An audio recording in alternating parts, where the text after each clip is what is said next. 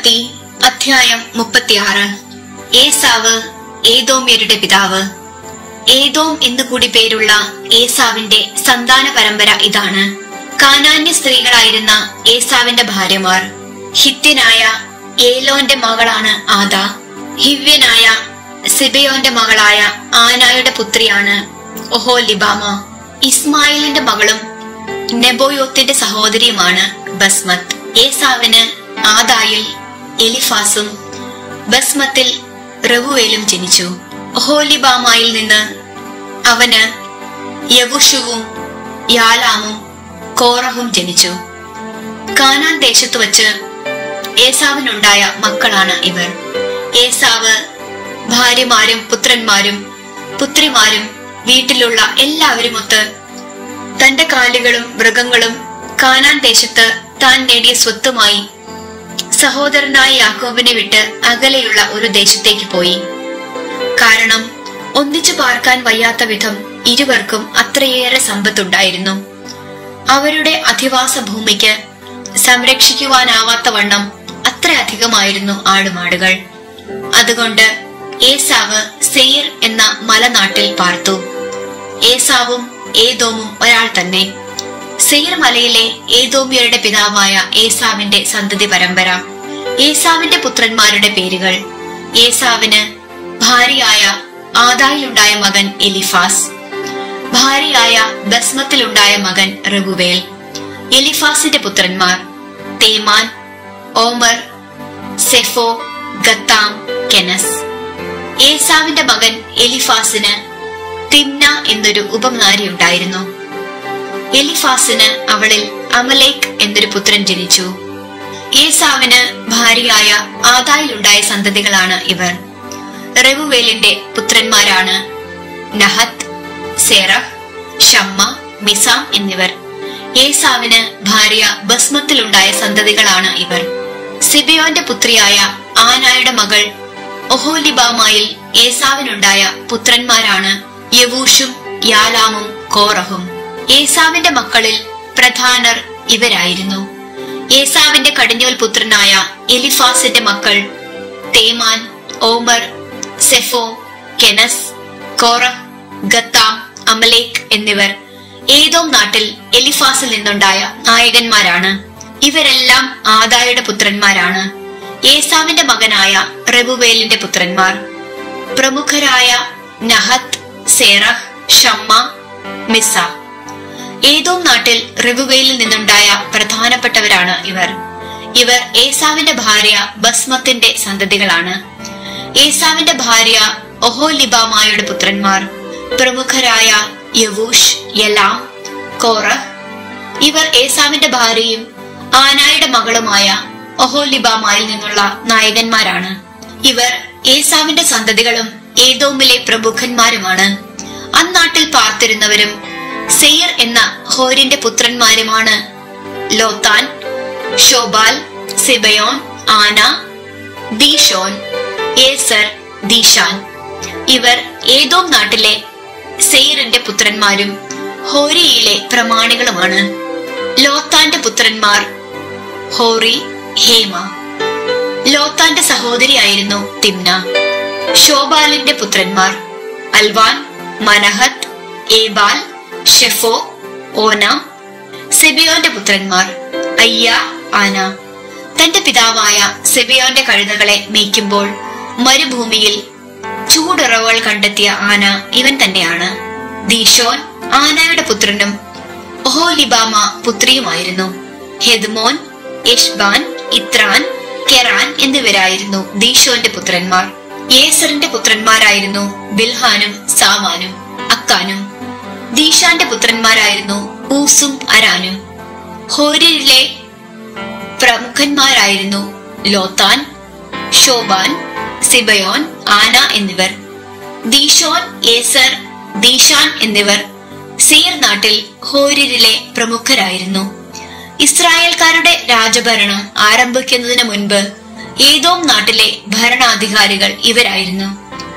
ബേയോറിന്റെ മകനായ ബേല ഏദോമിൽ ഭരിച്ചു. അവന്റെ പട്ടണത്തിന്റെ പേര് ദിൻഹാബ എന്നായിരുന്നു.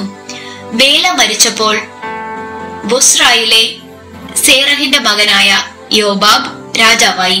യോബാബ് മരിച്ചപ്പോൾ തേമാന്യനായ ഹൂഷാം രാജാവായി. ഹൂഷാം മരിച്ചപ്പോൾ ബാദാദിന്റെ പുത്രനായ ഹദാദ് രാജാവായി. അവൻ മോവാബ് ദേശത്ത് വച്ച് മിദിയാനെ തോൽപ്പിച്ചു. അവന്റെ പട്ടണത്തിന്റെ പേര് അവിത്ത് എന്നായിരുന്നു. ഹദാദ് മരിച്ചപ്പോൾ മസ്രേക്കായിലെ സംല രാജാവായി. സംല മരിച്ചപ്പോൾ നദീതീരത്തുള്ള റഹോബോത്തിലെ സാവൂൾ രാജാവായി. സാവൂൾ മരിച്ചപ്പോൾ അക്ബോറിന്റെ മകനായ ബാൽഹാനാൻ രാജാവായി. അക്ബോറിന്റെ മകനായ ബാൽഹാനാൻ മരിച്ചപ്പോൾ ഹദാറാണ് തൽസ്ഥാനത്ത് ഭരിച്ചത്. അവന്റെ പട്ടണത്തിന്റെ പേര് പാവു എന്നായിരുന്നു. മെസഹാബിന്റെ പൗത്രിയും മത്രദിന്റെ പുത്രിയുമായ മെഹേത്തബേൽ ആയിരുന്നു അവന്റെ ഭാര്യ. കുടുംബവും വാസസ്ഥലവും പേരുമനുസരിച്ച് ഏസാമിൽ നിന്ന് ഉത്ഭവിച്ച പ്രമുഖർ തിംന, അൽവ, യത്തത്ത്, ഒഹോലിബാമ, ഏല, പിനോൻ, കെനസ്, തേമാൻ, ബിബ്സാർ, മഗ്ദിയേൽ, ഈറാം എന്നിവരായിരുന്നു. തങ്ങൾ കൈയടക്കിയ നാട്ടിലെ താമസ സ്ഥലം അനുസരിച്ച് ഏദോംകാരുടെ പ്രമാണികൾ ഇവരായിരുന്നു. ഏസാവാണ് ഏദോംകാരുടെ പിതാവ്. അധ്യായം 37. ജോസഫിനെ വിൽക്കുന്നു. യാക്കോബ് തന്റെ പിതാവ് പരദേശിയായി പാർത്തിരുന്ന കാനാൻ ദേശത്ത് വാസമുറപ്പിച്ചു. ഇതാണ് യാക്കോബിന്റെ കുടുംബചരിത്രം. 17 വയസ്സുള്ളപ്പോൾ ജോസഫ് സഹോദരന്മാരുടെ കൂടെ ആട് മേയ്ക്കുകയായിരുന്നു. അവൻ തന്റെ പിതാവിന്റെ ഭാര്യമാരായ ബിൽഹായുടെയും സിൽഫായുടെയും മക്കളുടെ കൂടെ ആയിരുന്നു. അവരെപ്പറ്റി അശുഭ വാർത്തകൾ അവൻ പിതാവിനെ അറിയിച്ചു. ഇസ്രായേൽ ജോസഫിനെ മറ്റെല്ലാ മക്കളെക്കാളധികം സ്നേഹിച്ചിരുന്നു. കാരണം അവൻ തന്റെ വാർദ്ധക്യത്തിലെ മകനായിരുന്നു. കൈനീളമുള്ള ഒരു നീണ്ട കുപ്പായം അവൻ ജോസഫിനു വേണ്ടി ഉണ്ടാക്കി. പിതാവ് ജോസഫിനെ തങ്ങളെക്കാൾ അധികമായി സ്നേഹിക്കുന്നു എന്ന് കണ്ടപ്പോൾ സഹോദരന്മാർ അവനെ വെറുത്തു. അവനോട് സൗമ്യമായി സംസാരിക്കാൻ അവർക്ക് കഴിഞ്ഞില്ല. ഒരിക്കൽ ജോസഫിന് ഒരു സ്വപ്നമുണ്ടായി. അവൻ അത് സഹോദരന്മാരോട് പറഞ്ഞപ്പോൾ അവർ അവനെ കൂടുതൽ വെറുത്തു. അവൻ അവരോട് പറഞ്ഞു, എനിക്കുണ്ടായ സ്വപ്നം കേൾക്കുക. നമ്മൾ പാടത്ത് കറ്റ കെട്ടിക്കൊണ്ടിരിക്കുകയായിരുന്നു. അപ്പോഴിതാ എന്റെ കറ്റ എഴുന്നേറ്റ് നിന്നു. നിങ്ങളുടെ കറ്റകളെല്ലാം ചുറ്റും വന്ന് എന്റെ കറ്റയെ താണു വണങ്ങി. അവർ ചോദിച്ചു, നീ ഞങ്ങളെ ഭരിക്കുമെന്നാണോ? നീ ഞങ്ങളുടെ മേൽ ആധിപത്യം സ്ഥാപിക്കുമെന്നാണോ? അവന്റെ സ്വപ്നവും വാക്കുകളും കാരണം അവർ അവനെ അത്യധികം ദ്വേഷിച്ചു. അവന് വീണ്ടും ഒരു സ്വപ്നമുണ്ടായി. അവൻ തന്റെ സഹോദരന്മാരോട് പറഞ്ഞു, ഞാൻ വേറൊരു സ്വപ്നം കണ്ടു. സൂര്യനും ചന്ദ്രനും 11 നക്ഷത്രങ്ങളും എന്നെ താണു വണങ്ങി.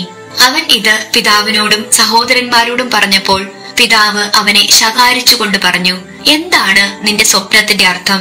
ഞാനും നിന്റെ അമ്മയും സഹോദരന്മാരും നിന്നെ നിലം പറ്റെ താണു വണങ്ങണമെന്നാണോ? സഹോദരന്മാർക്ക് അവനോട് അസൂയ തോന്നി. പിതാവാകട്ടെ ഈ വാക്കുകൾ ഹൃദയത്തിൽ സംഗ്രഹിച്ചു വച്ചു. അവന്റെ സഹോദരന്മാർ പിതാവിന്റെ ആടുകളെ മേയ്ക്കാൻ ഷെക്കെമിലേക്ക് പോയി. ഇസ്രായേൽ ജോസഫിനോട് പറഞ്ഞു, നിന്റെ സഹോദരന്മാർ ഷെക്കെമിൽ ആട് മേയ്ക്കുകയല്ലേ? ഞാൻ നിന്നെ അങ്ങോട്ട് വിടുകയാണ്.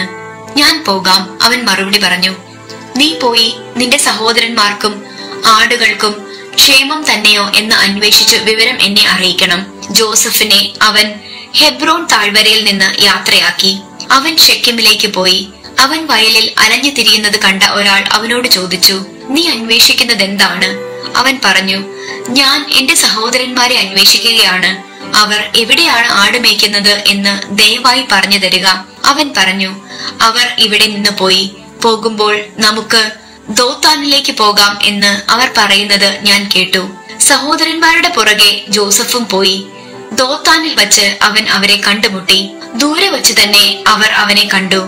അവൻ അടുത്തെത്തും മുൻപേ അവനെ വധിക്കാൻ അവർ ഗൂഢാലോചന നടത്തി. അവർ പരസ്പരം പറഞ്ഞു, സ്വപ്നക്കാരൻ വരുന്നുണ്ട്, വരുവിൻ, നമുക്ക് അവനെ കൊന്ന് കുഴിയിലെറിയാം. ഏതോ കാട്ടുമൃഗം അവനെ പിടിച്ചു തിന്നെന്ന് പറയുകയും ചെയ്യാം. അവന്റെ സ്വപ്നത്തിന് എന്ത് സംഭവിക്കുമെന്ന് കാണാമല്ലോ. റൂബൻ ഇത് കേട്ടു. അവൻ ജോസഫിനെ അവരുടെ കയ്യിൽ നിന്ന് രക്ഷിച്ചു. അവൻ പറഞ്ഞു, നമുക്കവനെ കൊല്ലേണ്ട, രക്തം ചിന്തരുത്. അവനെ നിങ്ങൾ മരുഭൂമിയിലെ ഈ കുഴിയിൽ തള്ളിയിടുക. പക്ഷേ ദേഹോപദ്രവം ഏൽപ്പിക്കരുത്. അവനെ അവരുടെ കയ്യിൽ നിന്ന് രക്ഷിച്ച് പിതാവിന് തിരിച്ചേൽപ്പിക്കാനാണ് റൂബൻ ഇങ്ങനെ പറഞ്ഞത്. അതിനാൽ ജോസഫ് അടുത്തെത്തിയപ്പോൾ സഹോദരന്മാർ അവൻ ധരിച്ചിരുന്ന കൈനീളമുള്ള പുറംകുപ്പായം ഊരിയെടുത്തു. അവനെ ഒരു കുഴിയിൽ തള്ളിയിട്ടു. അത് വെള്ളമില്ലാത്ത പൊട്ടക്കിണറായിരുന്നു. അവർ ഭക്ഷണം കഴിക്കാനിരുന്നപ്പോൾ ഗിലെയാദിൽ നിന്ന് വരുന്ന ഇസ്മായേല്യരുടെ ഒരു യാത്രാ സംഘത്തെ കണ്ടു. അവർ സുഗന്ധ പശയും പരിമള ദ്രവ്യങ്ങളും കുന്തിരുക്കവും ഒട്ടകപ്പുറത്ത് കയറ്റി ഈജിപ്തിലേക്ക് പോവുകയായിരുന്നു. അപ്പോൾ യൂദ തന്റെ സഹോദരന്മാരോട് പറഞ്ഞു, നമ്മുടെ സഹോദരനെ കൊന്ന് അവന്റെ രക്തം മറച്ചു വച്ചത് കൊണ്ട് നമുക്കെന്ത് പ്രയോജനമാണ് ഉണ്ടാവുക? വരുവിൻ, നമുക്കവനെ ഇസ്മായില്യർക്ക് വിൽക്കാം. അവനെ നമ്മൾ ഉപദ്രവിക്കേണ്ട. അവൻ നമ്മുടെ സഹോദരനാണ്, നമ്മുടെ തന്റെ മാംസം. അവന്റെ സഹോദരന്മാർ അതിന് സമ്മതിച്ചു. അപ്പോൾ കുറെ മിദിയാൻ കച്ചവടക്കാർ ആ വഴി കടന്നുപോയി. ജോസഫിന്റെ സഹോദരന്മാർ അവനെ കുഴിയിൽ നിന്ന് പൊക്കിയെടുത്ത് 20 വെള്ളിക്കാശിന് ഇസ്മായില്യർക്ക് വിറ്റു. അവർ അവനെ ഈജിപ്തിലേക്ക് കൊണ്ടുപോയി. റൂബൻ കുഴിയുടെ അടുത്തേക്ക് തിരിച്ചു ചെന്നു. എന്നാൽ ജോസഫ് കുഴിയിൽ ഇല്ലായിരുന്നു.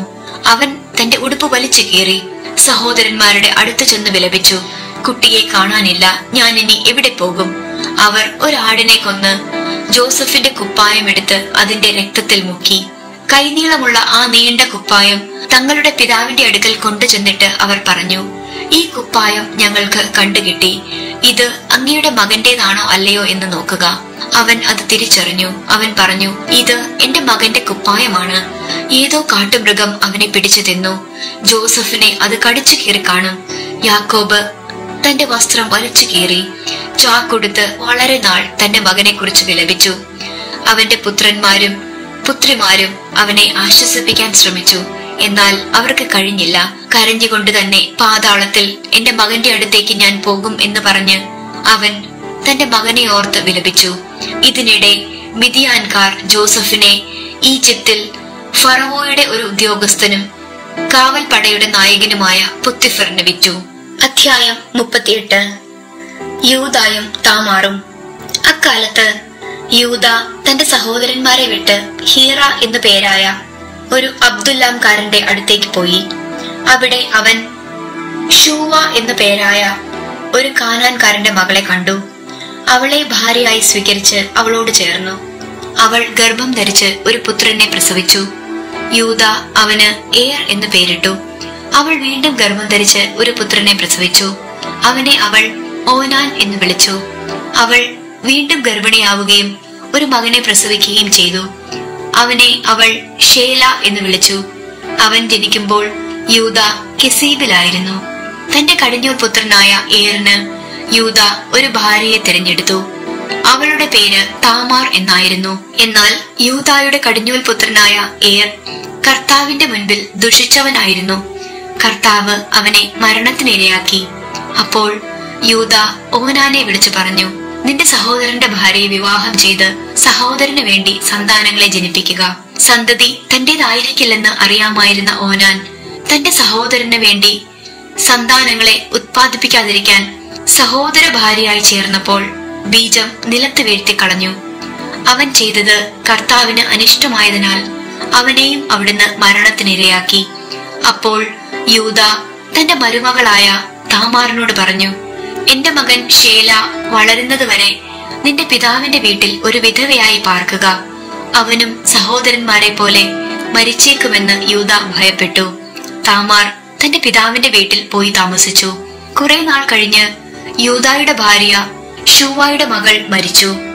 ദുഃഖത്തിന് ആശ്വാസമുണ്ടായപ്പോൾ അവൻ തന്റെ സുഹൃത്ത് അബ്ദുല്ലാംകാരൻ ഹീറായുടെ കൂടെ തിമ്നായിൽ ആടുകളുടെ രോമം കത്രിക്കുന്നവരുടെ അടുത്തേക്ക് പോയി. നിന്റെ അമ്മായിയപ്പൻ ആടുകളുടെ രോമം മുറിക്കാൻ തിമ്നായിലേക്ക് പോകുന്നുണ്ട് എന്ന് ആളുകൾ താമാറിനോട് പറഞ്ഞു. ഷേലായ്ക്ക് പ്രായമായിട്ടും തന്നെ അവന് വിവാഹം ചെയ്തു കൊടുക്കുന്നില്ലെന്ന് കണ്ട് താമാർ തന്റെ വിവാഹ വസ്ത്രങ്ങൾ മാറ്റി ഒരു മൂടുപടം കൊണ്ട് ദേഹമാകെ മറച്ച് തിമ്നായിലേക്കുള്ള വഴിയിൽ എനയും പട്ടണത്തിന്റെ വാതിൽക്കൽ ചെന്നിരിപ്പായി. മുഖം മൂടിയിരുന്നത് കൊണ്ട് അവൾ ഒരു വേശ്യയാണെന്ന് യൂദ വിചാരിച്ചു. വഴിവക്കത്ത് അവളുടെ അടുത്ത് ചെന്ന് അവൻ പറഞ്ഞു, വരൂ, ഞാൻ നിന്നെ പ്രാപിക്കട്ടെ. തന്റെ മരുമകളാണ് അവളെന്ന് അവൻ അറിഞ്ഞില്ല. അവൾ ചോദിച്ചു, അങ്ങ് എനിക്ക് എന്ത് പ്രതിഫലം തരും? അവൻ പറഞ്ഞു, ആട്ടിൻകൂട്ടത്തിൽ നിന്ന് ഒരു ആട്ടിൻകുട്ടിയെ ഞാൻ കൊടുത്തയക്കാം. അവൾ ചോദിച്ചു, അതിനെ കൊടുത്തയക്കുന്നത് വരെ എന്തുറപ്പാണ് എനിക്ക് തരിക? അവൻ ചോദിച്ചു, ഉറപ്പായി എന്താണ് ഞാൻ നിനക്ക് തരേണ്ടത്? അവൾ പറഞ്ഞു, അങ്ങയുടെ മുദ്രമോതിരവും വളയും കയ്യിലെ വടിയും. അവൻ അവയെല്ലാം അവൾക്ക് കൊടുക്കുകയും അവളെ പ്രാപിക്കുകയും ചെയ്തു. അങ്ങനെ അവൾ അവനിൽ നിന്ന് ഗർഭം ധരിച്ചു. അവൾ അവിടെ നിന്ന് പോയി തന്റെ മൂടുപടം മാറി വിധവാ വസ്ത്രം ധരിച്ചു. താൻ ഈടുകൊടുത്തവ ആ സ്ത്രീയുടെ കയ്യിൽ നിന്ന് തിരിച്ചെടുക്കാൻ യൂദ അബ്ദുല്ലാംകാരനായ സ്നേഹിതന്റെ കയ്യിൽ ആട്ടിൻകുട്ടിയെ കൊടുത്തയച്ചു.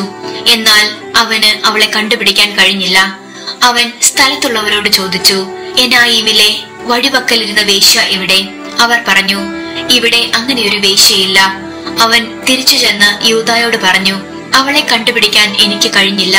അവിടെ ഒരു വേശ്യ ഉണ്ടായിരുന്നില്ല എന്ന് അവിടുത്തുകാർ പറയുകയും ചെയ്തു. യൂദ പറഞ്ഞു, സാധനങ്ങൾ അവൾ സ്വന്തമായി സൂക്ഷിച്ചു കൊള്ളട്ടെ, നമ്മെ ആരും പരിഹസിക്കരുതല്ലോ. ഞാൻ ആട്ടിൻകുട്ടിയെ കൊടുത്തയച്ചു, എന്നാൽ നിനക്ക് അവളെ കണ്ടുപിടിക്കാൻ കഴിഞ്ഞില്ല. ഏതാണ്ട് 3 മാസം കഴിഞ്ഞപ്പോൾ തന്റെ മരുമകളായ താമാർ വേശ്യാവൃത്തി നടത്തിയെന്നും അവൾ ഇപ്പോൾ ഗർഭിണിയാണെന്നും യൂദ കേട്ടു. അവൻ പറഞ്ഞു, അവളെ പുറത്തിറക്കി ചുട്ടുകളയുക. അവളെ പുറത്തു കൊണ്ടുവന്നപ്പോൾ അവൾ തന്റെ അമ്മായിയപ്പന് ഒരു സന്ദേശം അയച്ചു, ദയചെയ്ത് ഈ മുദ്രമോതിരവും വളയും വടിയും ആരുടേതെന്ന് കണ്ടുപിടിക്കുക. ഇവയുടെ ഉടമസ്ഥനിൽ നിന്നാണ് ഞാൻ ഗർഭിണിയായത്. അവ തന്റേതാണെന്ന് യൂദ സമ്മതിച്ചു. അവൻ പറഞ്ഞു, എന്നെക്കാൾ നീതിയുള്ളവളാണ് അവൾ. ഞാൻ അവളെ എന്റെ മകൻ ഷേലായ്ക്ക് ഭാര്യയായി കൊടുത്തില്ലല്ലോ. പിന്നീട് അവൻ അവളെ പ്രാപിച്ചില്ല. അവൾക്ക് പ്രസവ സമയമെടുത്തു. അവളുടെ ഉദരത്തിൽ 2 കുഞ്ഞുങ്ങളായിരുന്നു. പ്രസവ വേദന തുടങ്ങിയപ്പോൾ ഒരു കുഞ്ഞ് കൈ പുറത്തേക്ക് നീട്ടി. ഇവൻ ആദ്യം പുറത്തു വന്നു എന്ന് പറഞ്ഞ് സൂതികർമ്മിണി അവന്റെ കയ്യിൽ ചുവന്ന ഒരു ചരട് കെട്ടി. പക്ഷേ അവൻ കൈ ഉള്ളിലേക്ക് വലിച്ചു. അവന്റെ സഹോദരൻ പുറത്തു വന്നു. നീ തന്നെത്താൻ പുറത്തേക്ക് വഴിയുണ്ടാക്കിയല്ലോ എന്ന് പറഞ്ഞ് അവൾ അവനെ പേരസ് എന്ന് വിളിച്ചു. പിന്നീട് കയ്യിൽ ചുവന്ന ചരടുമായി അവന്റെ സഹോദരൻ പുറത്തു വന്നു. അവന് സേറഹ് എന്ന് പേരിട്ടു. അധ്യായം 39. ജോസഫും പൊത്തിഫറും. ജോസഫിനെ അവർ ഈജിപ്തിലേക്ക് കൂട്ടിക്കൊണ്ടുപോയി. അവനെ അവിടെ കൊണ്ടുചെന്ന ഇസ്മായേലിയരുടെ അടുക്കൽ നിന്ന് ഫറവോയുടെ ഒരു ഉദ്യോഗസ്ഥനും കാവൽപ്പടയുടെ നായകനുമായ പൊത്തിഫർ അവനെ വിലയ്ക്ക് വാങ്ങി. കർത്താവ് ജോസഫിന്റെ കൂടെ ഉണ്ടായിരുന്നു. എല്ലാ കാര്യങ്ങളിലും അവന് ശ്രേയസ്സുണ്ടായി. ഈജിപ്തുകാരനായ യജമാനന്റെ വീട്ടിലായിരുന്നു അവൻ. കർത്താവ് അവന്റെ കൂടെ ഉണ്ടെന്നും അവൻ ചെയ്യുന്നതൊക്കെ അവിടുന്ന് മംഗളകരമാക്കുന്നെന്നും അവന്റെ യജമാനന് മനസ്സിലായി. അവൻ യജമാനന്റെ പ്രീതിക്ക് പാത്രമായി. അവൻ പൊത്തിഫറിനെ ശുശ്രൂഷിച്ചു. അവന്റെ വീടിന്റെ മേൽനോട്ടവും തനിക്കുള്ള എല്ലാറ്റിന്റെയും ചുമതലയും അവൻ ജോസഫിനെ ഏൽപ്പിച്ചു. ആ ഈജിപ്തുകാരന്റെ വീടിന്റെ മേൽനോട്ടവും തനിക്കുള്ള എല്ലാറ്റിന്റെയും ചുമതലയും ജോസഫിനെ ഏൽപ്പിച്ച നാൾ മുതൽ ജോസഫിനെ ഓർത്ത് കർത്താവ് അവന്റെ വീടിനെ അനുഗ്രഹിച്ചു. അവന്റെ വീട്ടിലും വയലിലുമുള്ള എല്ലാറ്റിന്റെയും മേൽ കർത്താവിന്റെ അനുഗ്രഹമുണ്ടായി. അവൻ തന്റെ വസ്തുക്കളെല്ലാം ജോസഫിനെ ഭരമേൽപ്പിച്ചതിനാൽ ഭക്ഷണത്തിലല്ലാതെ മറ്റൊന്നിലും അവനെ ശ്രദ്ധിക്കേണ്ടിയിരുന്നില്ല. ജോസഫ് വടിപൊത്ത ശരീരമുള്ളവനും സുമുഖനുമായിരുന്നു. കുറച്ചുനാൾ കഴിഞ്ഞപ്പോൾ അവന്റെ യജമാനന്റെ ഭാര്യയ്ക്ക് അവനിൽ അഭിലാഷം തോന്നി. എന്റെ കൂടെ ശയിക്കുക അവൾ അവനോട് ആവശ്യപ്പെട്ടു. പക്ഷേ അവൻ വഴങ്ങിയില്ല. അവൻ അവളോട് പറഞ്ഞു, ഞാൻ ഉള്ളതുകൊണ്ട് യജമാനൻ വീട്ടിലുള്ള ഒന്നിനെ കുറിച്ചും ശ്രദ്ധിക്കാറില്ല. എല്ലാം അവൻ എന്റെ കയ്യിൽ ഏൽപ്പിച്ചിരിക്കുന്നു. എന്നെക്കാൾ വലിയവനായി ആരും ഈ ഭവനത്തിലില്ല. എന്റെ മേൽനോട്ടത്തിൽ നിന്ന് നിങ്ങളെയല്ലാതെ മറ്റൊന്നും അവൻ മാറ്റി നിർത്തിയിട്ടില്ല. അത് നിങ്ങൾ അവന്റെ ഭാര്യയായതുകൊണ്ടാണ്. ഞാൻ എങ്ങനെയാണ് ഇത്ര നീചമായി പ്രവർത്തിച്ച് ദൈവത്തിനെതിരെ പാപം ചെയ്യുക? അനുദിനം അവൾ പറഞ്ഞിട്ടും അവളുടെ കൂടെ ശയിക്കാനോ അവളുടെ അടുത്തിരിക്കാനോ അവൻ കൂട്ടാക്കിയില്ല. ഒരു ദിവസം ജോസഫ് ജോലി ചെയ്യാനായി വീട്ടിനുള്ളിൽ പ്രവേശിച്ചു. വേലക്കാർ ആരും അകത്തില്ലായിരുന്നു. അപ്പോൾ അവൾ അവന്റെ മേലങ്കിയിൽ കടന്നു പിടിച്ചുകൊണ്ട് പറഞ്ഞു, എന്റെ കൂടെ ശയിക്കുക. മേലങ്കി അവളുടെ കയ്യിൽ വിട്ടിട്ട് അവൻ ഓടി വീട്ടിൽ നിന്ന് പുറത്തു വന്നു. കുപ്പായം തന്റെ കയ്യിൽ വിട്ടിട്ട് അവൻ വീടിന് പുറത്തേക്ക് ഓടിയെന്ന് കണ്ടപ്പോൾ അവൾ വീട്ടിലുള്ളവരെ വിളിച്ചു പറഞ്ഞു, നമുക്ക് അപമാനം വരുത്താൻ അവൻ ഇതാ ഒരു ഹെബ്രായനെ കൊണ്ടുവന്നിരിക്കുന്നു. എന്നോടൊത്ത് ശയിക്കാൻ അവൻ എന്നെ സമീപിച്ചു. എന്നാൽ ഞാൻ ഉച്ചത്തിൽ നിലവിളിച്ചു. എന്റെ നിലവിളി കേട്ടപ്പോൾ അവൻ പുറംകുപ്പായം എന്റെ അരികിലിട്ടിട്ട് ഓടി വീട്ടിൽ നിന്ന് പുറത്തു കടന്നു. അവന്റെ യജമാനൻ തിരിച്ചു വരുവോളം അവൾ ആ കുപ്പായം സൂക്ഷിച്ചു. അവൾ അവനോട് ഇപ്രകാരം പറഞ്ഞു: അങ്ങ് കൊണ്ടുവന്ന ഹെബ്രായ വേലക്കാരൻ അപമാനിക്കാനായി എന്നെ സമീപിച്ചു. എന്നാൽ ഞാൻ ഉച്ചത്തിൽ നിലവിളിച്ചപ്പോൾ അവൻ പുറംകുപ്പായം ഉപേക്ഷിച്ചിട്ട് വീട്ടിൽ നിന്ന് ഓടി പുറത്തു കടന്നു. ഇതാണ് അങ്ങയുടെ വേലക്കാരൻ എന്നോട് ചെയ്തത്. തന്റെ ഭാര്യ പറഞ്ഞത് കേട്ടപ്പോൾ അവന്റെ യജമാനൻ രോഷാകുലനായി. അവൻ ജോസഫിനെ രാജാവിന്റെ തടവുകാരെ ഇട്ടിരുന്ന കാരാഗ്രഹത്തിലാക്കി. അങ്ങനെ അവൻ കാരാഗ്രഹത്തിൽ കഴിച്ചുകൂട്ടി. ജോസഫ് കാരാഗ്രഹത്തിൽ. കർത്താവ് ജോസഫിന്റെ കൂടെ ഉണ്ടായിരുന്നു. അവിടുന്ന് അവനോട് കാരുണ്യം കാണിച്ചു. അവന് കാരാഗ്രഹ സൂക്ഷിപ്പുകാരന്റെ പ്രീതി ലഭിക്കുവാൻ ഇടയാക്കുകയും ചെയ്തു. കാരാഗ്രഹ സൂക്ഷിപ്പുകാരൻ തടവുകാരുടെ എല്ലാം മേൽനോട്ടം ജോസഫിനെ ഏൽപ്പിച്ചു. അവിടെ എല്ലാം ജോസഫിന്റെ മേൽനോട്ടത്തിലാണ് നടന്നത്. ജോസഫിനെ ഭരമേൽപ്പിച്ച ഒരു കാര്യത്തിലും കാരാഗ്രഹ സൂക്ഷിപ്പുകാരൻ ഇടപെട്ടില്ല. കാരണം കർത്താവ് അവന്റെ കൂടെ ഉണ്ടായിരുന്നു. അവൻ ചെയ്തതൊക്കെ കർത്താവ് ശുഭമാക്കുകയും ചെയ്തു.